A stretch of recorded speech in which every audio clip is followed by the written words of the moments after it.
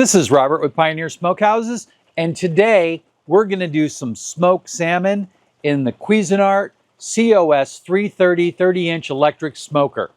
Now this is an analog smoker, so we're going to have to adjust that in. The first thing I'm going to do is I'm going to go ahead and preheat it, but my target is to preheat it just a little less than our smoking temperature. My goal is to smoke in the 170 degree range. Now most of the time you need to be above 145 to get any consistent smoke out of your smoker unless you put in a wood chip tube or something like that. Let's go ahead and set that up real quick. I'm over here, so the first thing I'm going to do is go ahead and plug this in. I do unplug my smoker just about every time I use it. And I'm going to put it in the off position. Typically I would move another camera over here, but I'm not going to do that this time. I'm going to just use my phone, and so you can see what I'm doing. As I turn the knob, you'll see the red light come on. And then I'm going to turn it to right about where I think we should be, which will start right there. And then I'll come back to this and adjust it every so often to dial it into temperature while we're moving on to the next steps. The next thing I'm going to do is I'm going to insert some thermometers into the smoker because I do want to get a little bit more accurate temperature. Also, as long as I'm getting some smoke, I don't mind if my temperature is just a little under, but I want to avoid going over. Recently, I bought a new ThermalPro thermometer, and this one here, brand new, really budget friendly, and I just thought that because I had left the other one outside so much that it was time to go ahead and bite the bullet and replace it. Also, I had overheated the probes at least once on one of them, and I think that the accuracy was affected by that. Now, I'm going to go ahead and get this out of the box, and then I'll be right back. If you do want to see the link, it'll be in the affiliate link section below. Those are affiliate links, of course, and I will get compensated for those, but it won't cost you anything. So I want to go ahead and show this to you, and I'm going to put it on the close-up cam so you can see it. And we're out here today in about 66 degrees. So it's a pretty cool day for the summer. And I'm going to go ahead and insert this in there. And again, you can watch me do that on the close-up cam. I'm not going to overthink it too much. It's got a probe protector that I forgot to take off. I'm going to insert it into there. And then I'm going to put this on the top shelf all the way in the back. And my goal is to get the probe towards the middle of the smoker. And then we're just going to run it down like that and right out the bottom just like that. I don't care if the smoker takes in a little air across the bottom. Matter of fact, I think in a lot of these cabinet style smokers, they could do with a little air intake on the bottom that we could adjust, but you work with what they make. So now, before it gets too hot, I'm going to take this pan out of here.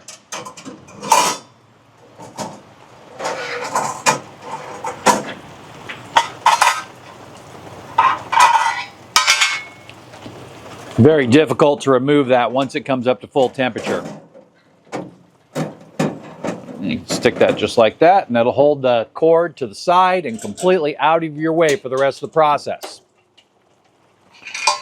Gonna let that cool off just a little bit because we warmed it up, unfortunately. Now let's go ahead and talk a little bit about the salmon itself. And I'm not going to run a video on that. We've done that in the past, and I actually think that I could link a video of doing the salmon brine right here. But what I did do was I went ahead and took some pictures. So first thing you're gonna do is you're gonna make the brine. We're gonna go ahead and show pictures. And the brine is really simple. We're talking about pineapple juice as your base, brown sugar, honey, and some pickling salt. You can find that recipe in the first link below, which is how to make salmon in an electric smoker. Then I do call this the Easter ham recipe because of the honey and the brown sugar and, like I said, the pineapple. It's the same base flavors. Now you'll see here the first thing I did was I put a little bit of the pineapple juice in a pan, poured that in with the salt. You want the salt to be completely dissolved. If for some reason your sugar or your honey isn't completely dissolved, not the end of the world. Get that, bring it up to temperature to where it just starts to boil, stir it a couple times, and the salt will be gone. If you have pickling salt, you don't even need to come up to boil. I always use that, but any non-iodized salt will work. Also, you can run it through a food processor, a couple of pulses, and it'll also dissolve a lot faster. So don't be held back by not having pickling salt. Then, after I get that salt dissolved, I pour in the brown sugar and give it a couple of stirs, and again, bring it back up to temperature because that'll drop your temperature again. I add a little bit more of the pineapple juice because I want more liquid in there to get all that to dissolve in there. Next, after that comes up to temperature and I get it stirred around a little bit, I go ahead and add the honey. And I keep the honey bear in a glass of hot water so that way the container is a little soft, but more so the honey is very fluid and you can just pour it right in there, no issues. Now, if you want to add some different flavors, like I like to add a little bit of pepper, but I'm trying to make a really mild version. But you could add pepper at this point, or you could do it a little later, and I'll tell you that in a second. Now, once you get that all dissolved, that's it. Do not go past that. Get it all dissolved. Make sure all the pineapple juice gets in there. I usually have half a can of pineapple juice left when I remove it from the burner, and then immediately I will add the rest of that pineapple juice, which will plunge it down in temperature. Then I will add 2 to 3 cups worth of ice. So somewhere, I'm going to say 24 ounces or more. And then I was a little short on ice. I thought I had a couple of trays full of ice. It turned out I only had a half a tray, but that's okay. You can just let it sit on the counter for a while. And then once it gets down to a reasonable temperature, you can pop it in the fridge or the freezer. In my case, I just put it in the fridge and waited until it came down to 40 degrees. I think it was technically 43 when I pulled it out. As soon as you're close enough in temperature to where you're going to be able to add your salmon, you go ahead and slice it up. Now today I sliced it a little bit thinner than I normally would. This fish was a little smaller than what I normally get, and also I wanted it to smoke a little bit quicker and more evenly, so I thought I would just go ahead and slice it in thinner slices. And that is one of the results, is you will get a faster smoke and you'll also get better flavor penetration on all sides if you have smaller pieces. Then I took the salmon and I put it in the cooled brine. Again, 40 degrees. Put it in there, put it in the fridge for a couple of hours, and then right before bed, I went ahead and stirred it around a little bit, left it in the fridge overnight when I went to bed. In the morning when I woke up, I again stirred it around a little bit to make sure that there were no spots that got missed, and then went to the store for a while and then came back. The next step is to remove it from the brine. Now, if you use a lot of salt, you'll want to rinse this off, but I'm very careful about how much salt I use because I don't want to do a rinsing process on the salmon. If it were chicken, absolutely I would rinse it. But with the salmon, I would like to keep as much of the brine flavoring in there as possible because we are really going with the brown sugar. Now, I want to cover a little tiny bit of science here before we move on. The process of brining is called osmosis and reverse osmosis. What happens is the salt pulls all the liquid out of the salmon. Then it works in reverse to balance it out and create a balance between liquid in the salmon and the liquid surrounding it. This reverse process will pull flavors back in, including pulling the salt in, which will actually cure your salmon and help give it a little bit of shelf stability. However, I never rely on that. I always refrigerate everything and follow really close food safety guidelines. So after that is completed and laid out on a tray, then what you're going to do is you're going to sprinkle a little bit of brown sugar on there and a line of honey, just pretty much right down the middle of each piece. If you wanted to add some flavoring in at this point, you could, and you could separately flavor different pieces. I like to mix in my seasonings that I add with the brown sugar before I put the brown sugar on. So if I wanted some Cajun, I would add a little bit in a bowl on the side and then just put that on a few pieces, and that would add that Cajun flavor to it. Or if I wanted to do just pepper, frequently I will add black pepper to a few of the pieces that I know would be my favorite, like the entails. Then I can keep them straight from the other pieces. Those pieces, of course, will be more well cooked than the other ones. Some people like their salmon dry and some people like it moist. My fishing buddy likes his moist, so that's why I try to target my cook based off of the largest pieces still being slightly moist but completely done. Then, after that's all done, I do like to leave it sit for a few minutes. I want to avoid generating a full pellicine layer. People talk about that and how essential it is for salmon. I have tested it both ways, and I am a firm disagreeer with that. I believe it inhibits the salmon from absorbing a lot of smoke. You test it, you do what works for you. I'm not telling you you should do it that way and take my word over it. I'm telling you you should test it and see what you like. I like to avoid leaving it out too long. So let's go ahead and take a quick break while I run and grab that salmon, because during this time that I've been talking has been how long it's been sitting on the counter, which is my limit. I'll be right back. So I brought the salmon out here, and before I do anything else, I'm going to check the temperature on the smoker. And we are sitting at 185 on here, and the gauge on here is just a little under 175, and I really don't trust that one much. I think it runs just a little low. Now 185 is higher than what I wanted. The red light is off, so I'm assuming that that's the high temperature, but I'm going to back it down just a little tiny bit.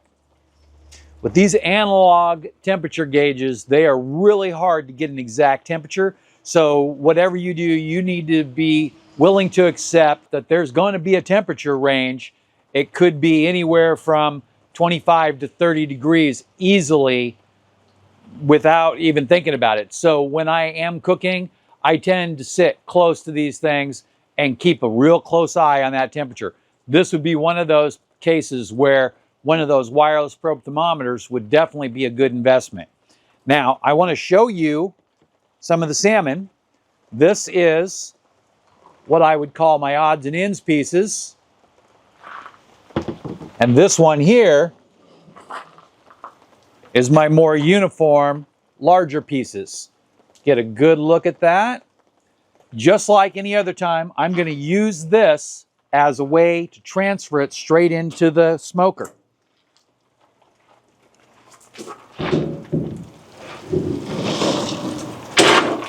I see here, I went ahead and put those ones on that shelf. I want the larger pieces near the top. And we'll go ahead and transfer the next one. Now I'm going to tighten this up just a little bit. This grill mat is just a little bit bigger than this smoker, but I don't really want to trim one for the smoker here. I'll just use what I've got. Get it in there. It's easier with a cutting board or the back of the cookie sheet than it is with the front of the cookie sheet because of the lip. Get that right in the middle. Get this back as far as we can. Curve the back of that so it goes just next to that probe. And there you go. If you get a good look at that with the close-up, and it's right in there where I want it to be. I'm going to close the door. Now the temperature thermostat is on at full power. Next thing I'm going to do is I'm going to go ahead and load some wood chips. Got an empty, clean wood chip pan, and I'm going to skip using the lid for right now. I don't think that it benefits much. Now I'm going to use the Smokehouse Products blend. I tend to avoid using the hickory or the mesquite when I'm doing smoked salmon because I find that it's just a little too strong for it. I don't mind apple. I do really like pecan, but this company doesn't make a pecan. And I want to go with this smoker with this wood chips for now. One thing I am going to do though is I'm going to put a lot of wood chips in there. And the reason is because I want this pan to burn through for a while and get a lot of smoke in there. We'll go ahead and load that in real quick.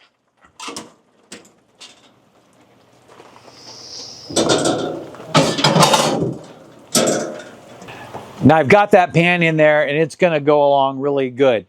Something else that I did do was I tested some pellets in there in between the last video and this video to see if they would burn, and they burned just fine.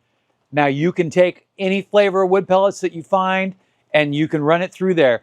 And pecan is definitely available on the wood pellets, and also there's a lot of really good blends. So if you have a favorite one that you're using in your pellet smoker, no need to buy a different product, but I would probably mix it with a little bit of wood chips. The finer the wood chips, the better it will burn in this, and pellets burn as a medium fine wood chip.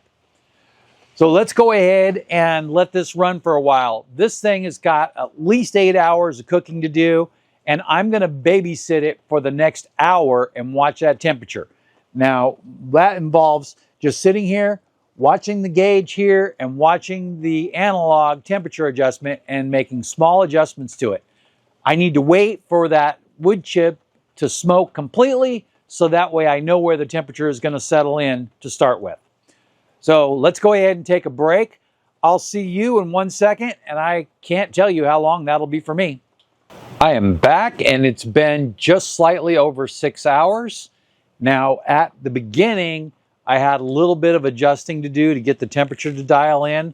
When I put in the wood chips and the salmon, the temperature dropped down in the smoker, and for some reason, I needed to turn the temperature up on the control a little bit. I'm assuming that because the temperature is sensed down there and not up where the food is, that might have something to do with the difference.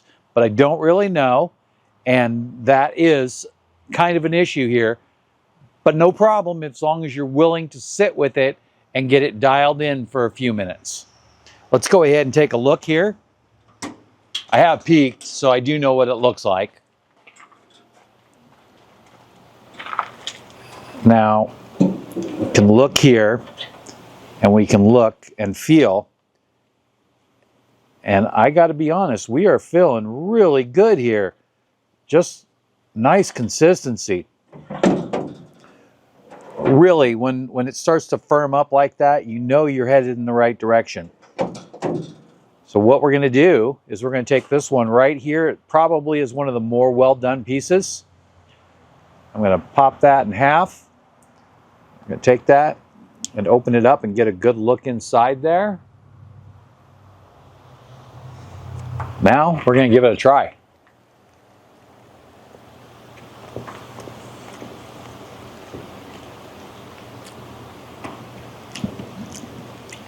That's it. Yeah, that is perfectly done.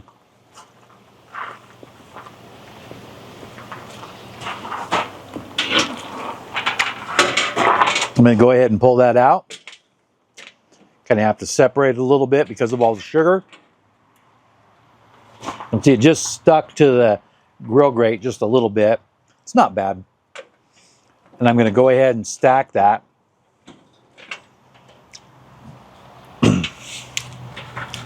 Before I do that, I want to give you a good look. First, let's look at the close-up cam here.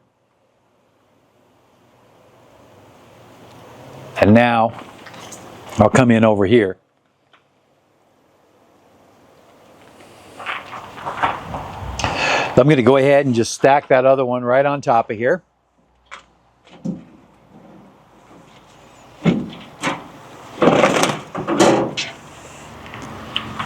I'll just set that up there.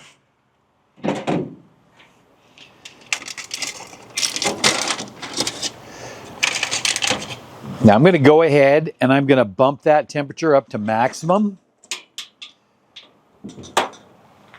I want to give the grates a chance to heat up to the maximum temperature, and then I'm going to brush them down and wipe them off to get as much of that sugar and the fish off of there as possible.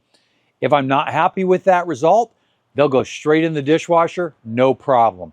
I frequently put my grates in the dishwasher, especially the ones from the electric smokers. They typically are coated chrome, and they're really easy to run through a dishwasher, no problems. I'm going to take this in the house and I'm going to let it cool. And then what I'm going to do is I'm going to vacuum seal it, and I'm going to show you some pictures. Typically, I will put 3 pieces or 2 pieces, depending on the size of the pieces, in a vacuum seal package and vacuum seal that like that, so that way it makes a nice little freezer package. You can freeze it, take it out, and then either you'll have just enough for a dish like a dip or something like that, or you can snack on it for the week. Now it is cured, so it should last for a long time in the refrigerator. However, again, like I mentioned earlier in the video, I am OCD about temperatures and handling and all that stuff, and that's just a personal choice. You can do whatever you want to do, because once you've cured it with enough salt, it shouldn't be a big deal. Also, some people do like to put some pink salt in there, and if you do, you need to know which variety you're using, whether it needs to have time or temperature to get the best results. You can also use an accelerator with that, but I never do. That pretty much wraps everything up here. If you saw anything you like in the video, there will be affiliate links down below, and those will support the channel, but they won't cost you anything extra. Earlier in the video, I mentioned the ThermoPro thermometers. I am also a ThermoPro affiliate, so you'll see that link down below in the channel also. Directly below this will be the article, How to Smoke Salmon in an Electric Smoker, and below that will be the review article for the Cuisinart Smoker. That might be a week or 2 out by the time you see this video, but after I get enough cooks, I will write a full review on that. And right now I have a lot more cooks than I videoed, but I only share the good ones with you. If the cook was a total failure, then I'll mention what the problems were, and I'll try to solve them and share that during the review. So thanks for watching. Have a great day.